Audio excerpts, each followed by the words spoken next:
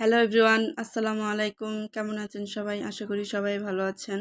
আজকে আমি মাছ দিয়ে বারবিকিউ করব। এখানে আমি তেলাপিয়া মাছ নিয়েছি, সুন্দর করে কেটে পরিষ্কার করে নিয়েছি এবং ফালা ফালা দিয়ে নিয়েছি যেন মশলাটা ভালো করে ঢুকে। আমি এখানে ভিনেগার দিয়ে দিচ্ছি 3 চামচ। ভিনেগারটা দিয়ে ভালো করে মাখিয়ে রাখবো 10 মিনিটের জন্য।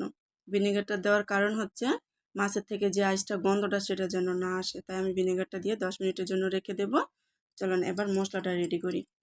মশলাটা রেডি করার জন্য ফার্স্টে দিব আদা রসুন বাটা, তারপর দিয়ে দিব সামান্য একটু হলুদের গুঁড়া, তারপর দিব ধনিয়া গুঁড়া, মরিচের গুঁড়াটা একটু বেশি করে দেব, আপনারা যার যার টেস্ট অনুযায়ী দিবেন।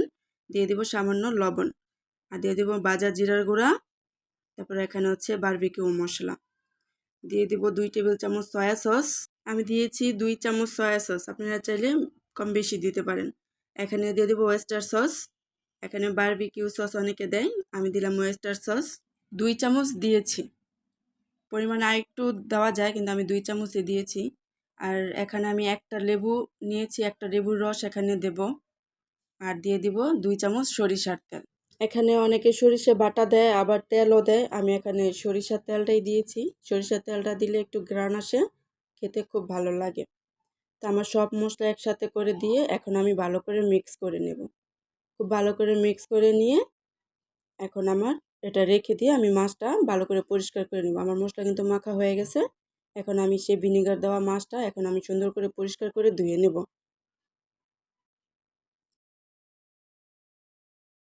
ধুয়ে নেওয়া হলে এখানে আমি মশলাটা সুন্দর করে মাখিয়ে নেব। আমার কিন্তু মাছ দেওয়া হয়ে গেছে।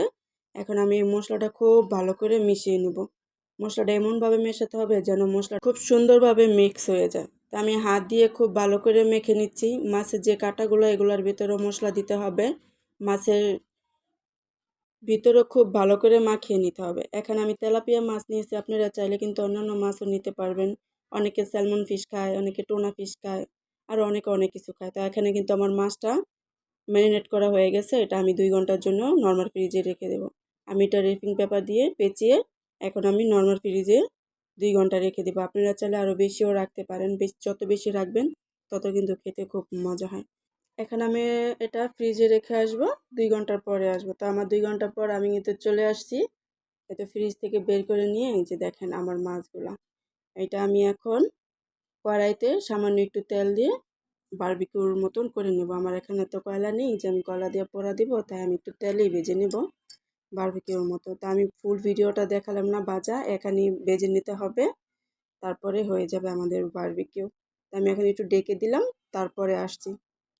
বারবিকিউ হলে আপনাদের সামনে নিয়ে আসবো। ভিডিওটা লং হয়ে যায়, এই জন্য আমি ফুল ভিডিওটা দিতে পাইনি। এই যে আমার বারবিকিউর ফাইনাল লুক। হয়তো জানি ভালো হয়নি, তারপরও খেতে কিন্তু খুব মজা হয়েছে। এটা হচ্ছে আমার ফাইনাল লুক। তো একটু পরিবেশন করেও নিলাম শসা আর লেবু দিয়ে, কাঁচামরিচ দিয়ে। আজকের ভিডিওটা এই পর্যন্তই।